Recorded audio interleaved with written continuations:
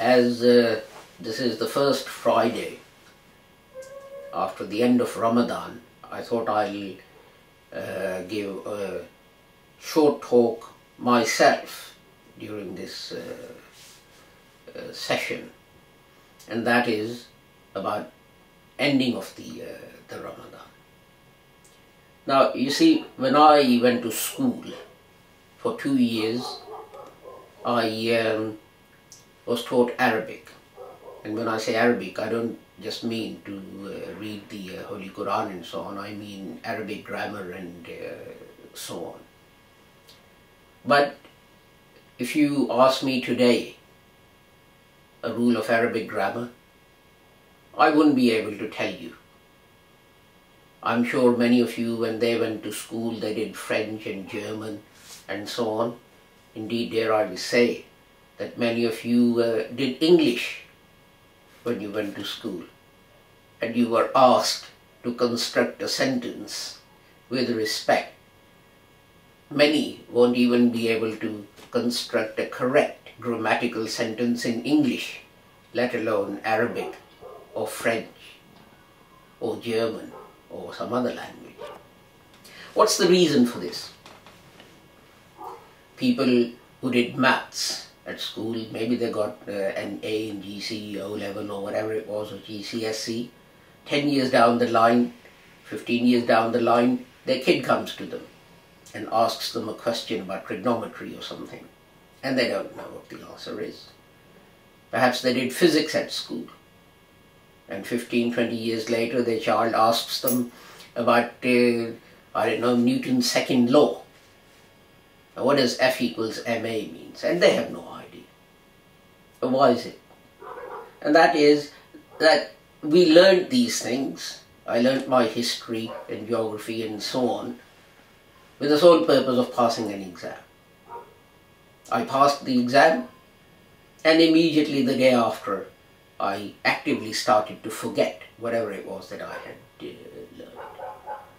If we are going to treat fasting during Ramadan in the same way, then whether we fasted or we didn't fast is the same, because Ramadan is over and we've started to forget the lessons that it taught us. One prime example is people who smoke. From sunrise to sunset, from Sehri to Iftari, they don't smoke.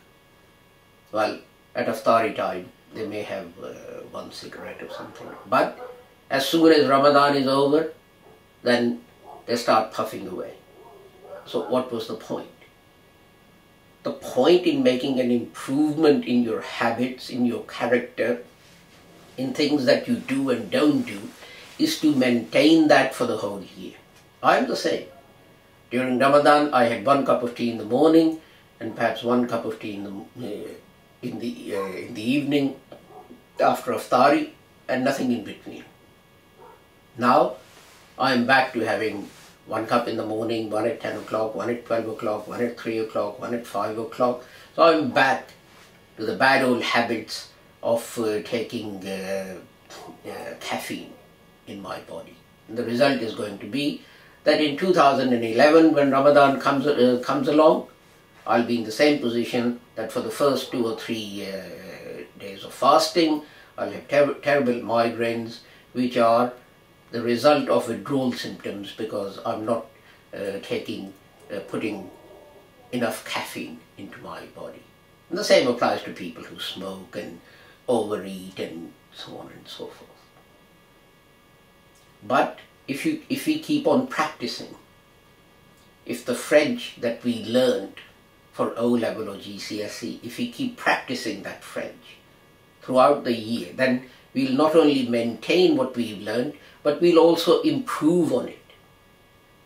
And that's the thing about Ramadan, that we maintain the improvement, so that next year, when Ramadan comes along, there are other bad habits that we need to break. We can concentrate on those and not go back to those that we broke last year, but then fell into again as soon as Ramadan was over.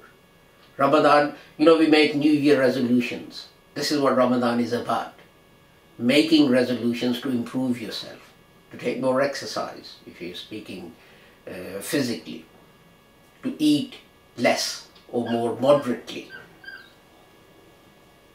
and carry on doing that for the rest of the year.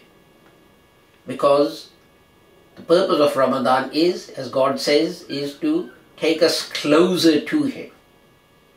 And we'll only get closer to Him if we keep on making these improvements in our character and in our habits. If we slip back, then we'll be just as far away from God when Ramadan in 2011 comes as we were when Ramadan this year came.